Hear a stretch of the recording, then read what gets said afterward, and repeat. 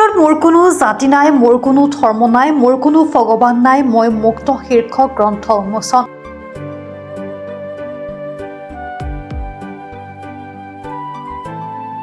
সোণাপুৰস্থিত জুবিন ক্ষেত্ৰত গুৱাহাটী খাৰঘুলি শিৱসাধক পৰশুৰাম কাকতিয়ে লিখি প্ৰকাশ কৰা মোৰ কোনো জাতি নাই, মোৰ কোনো ধৰ্ম নাই, মোৰ কোনো ভগৱান নাই, মই মুক্ত শীৰ্ষক গ্ৰন্থখন জুবিন অনুৰাগীসকলৰ মাজত উন্মোচন কৰে।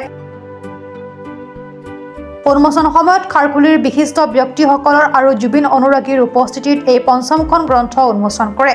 শিৱসাধক পৰশুৰাম কাকতিৰ শিৱ সাধনাই হৈছে জীৱনৰ মূল মন্ত্ৰ। শিৱসাধক কাকতিয়ে এতিয়ালৈকে 5খনকৈ গ্ৰন্থ প্ৰকাশ কৰি উন্মোচন কৰিছে যদিও এইখন গ্ৰন্থ জুবিন ক্ষেত্ৰত উন্মোচন কৰিবলৈ পাই আপ্লুত হৈ পৰিছে। মোৰ কোনো জাতি নাই, মোৰ কোনো ধৰ্ম নাই, মোৰ কোনো ভগৱান নাই, মই মুক্ত নামৰ গ্ৰন্থখন অসমৰ সকলো কিতাপৰ বিপণীত উপলব্ধ হ'ব বুলি সংবাদ মাধ্যমৰ আগত জানিবলৈ দিয়ে। মই শ্ৰদ্ধা জনাইছোঁ। মই জুবিন গাৰ্গৰ এজন পৰম ভক্ত।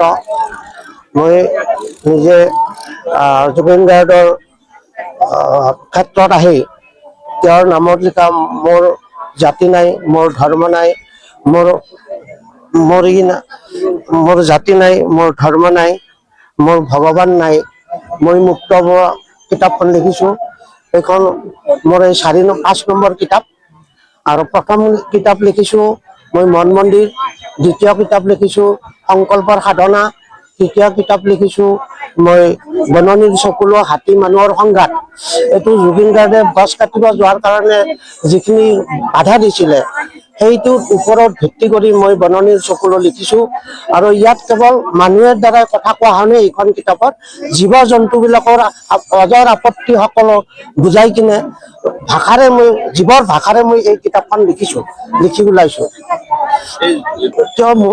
তেওঁৰ বিষয়বস্তু তেওঁ এটা ভগৱানৰ ৰূপত মই তেওঁক প্ৰতিষ্ঠা কৰি এই কিতাপখন লিখিছোঁ। আমাৰ অসমৰ এটা সম্পদ, অসম আকাশৰ উজ্জ্বল জ্যোতিষ্ক জুবিন গাৰ্গ নোহোৱা হৈ গ'ল, আমাৰ অসমৰ আকাশ শূন্য হৈ গ'ল।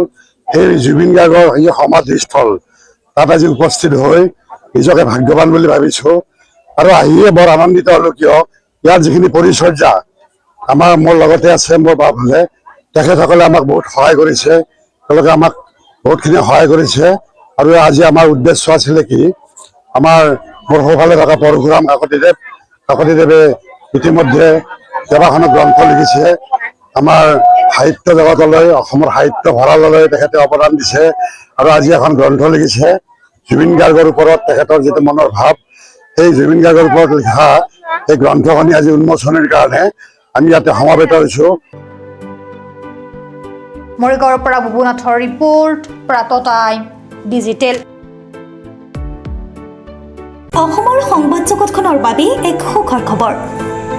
আপোচবিহীন ৰাইজৰ কণ্ঠ সাপ্তাহিক কবচ পুনৰ এবাৰ অসমৰ ৰাইজৰ মাজলৈ। স্বত্বাধিকাৰী প্ৰণীতা কলিতাৰ দ্বাৰা প্ৰকাশিত আৰু আপোচবিহীন একাংশ নপুৰণি অভিজ্ঞতাপুষ্ট সাংবাদিকৰ দ্বাৰা প্ৰচাৰিত তথা eco printing press Guwahati Katabari গড়চুকত মুদ্ৰিত সাপ্তাহিক কবচ এতিয়া অসমৰ বিভিন্ন প্ৰান্তত উপলব্ধ। আমাৰ ঠিকনা মুখ্য কাৰ্যালয় অসম ফৰেষ্ট স্কুল, হৰি মন্দিৰ পথ, গুৱাহাটী আৰু উপ কাৰ্যালয় কলিতা মাৰ্কেট, বিজয়নগৰ, কামৰূপ, অসম।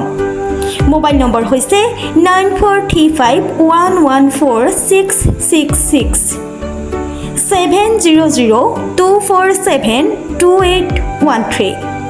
আমাৰ ইমেইল আইডি হৈছে kobos2025@gmail.com।